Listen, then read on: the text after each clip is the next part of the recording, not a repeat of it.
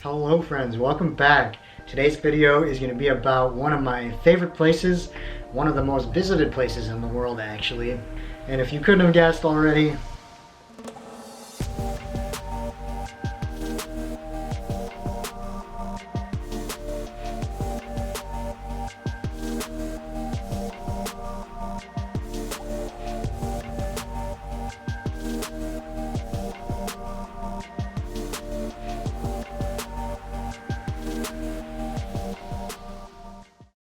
with any place you're going to be visiting, not just Malaysia, you're going to want to look up things to do and places to go, of course, but many people forget that it's just as important to look up what you shouldn't be doing in these countries as well. The last thing you want to do is come into a place and be rude to locals or just like unintentionally do something that you don't even know is rude, but you really shouldn't be doing.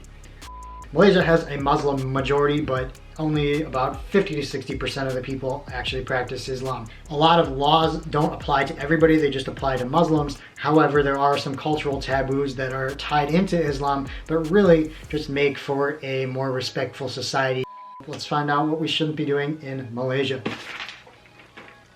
Number one, this is a big one. Don't wear shoes in the house, or as they say, off your shoes before you enter the house. This is one of my favorites because it's just rude and pretty not clean to be wearing your shoes inside. Also in mosques too, you should not be wearing shoes, but especially in people's houses, they do not want that at all. You'll be reminded though, because most people leave their shoes outside. They don't even bring them in the house, which I think is even better.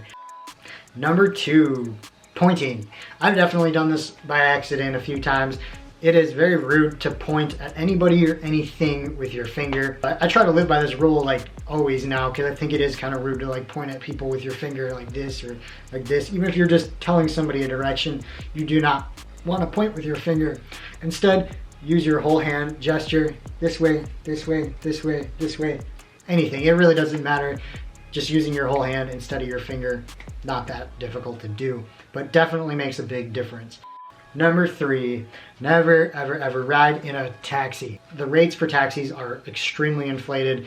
Even if you convince them to use the little meter thing that goes by distance, they will likely take you in a roundabout way, so you end up paying more than you would to begin with. Instead, before you go to Malaysia, download the app Grab.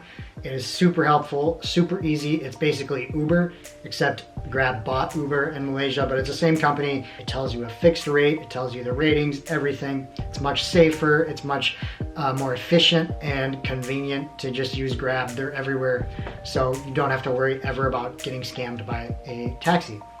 Number four, shaking hands. In most Muslim countries, it is against the rules to shake hands or touch anybody of the opposite gender. And if you are shaking hands, it is respectful to touch your chest after you shake their hands, which I think is cool. It's just like a little extra sign of respect that they do in Malaysia. Number five, this is a fun one, PDA.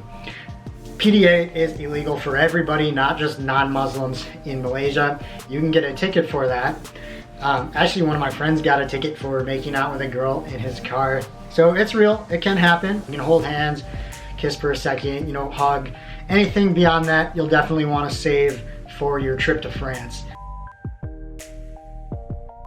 Number seven, you'll probably notice something pretty different when you first enter the country, maybe even before you leave the airport. The first time you go to a public bathroom stall, you'll probably notice that it looks a little different. You'll notice the toilet, but then you'll notice there's another hose in there, an extra tube, and you're probably like, what's this tube for?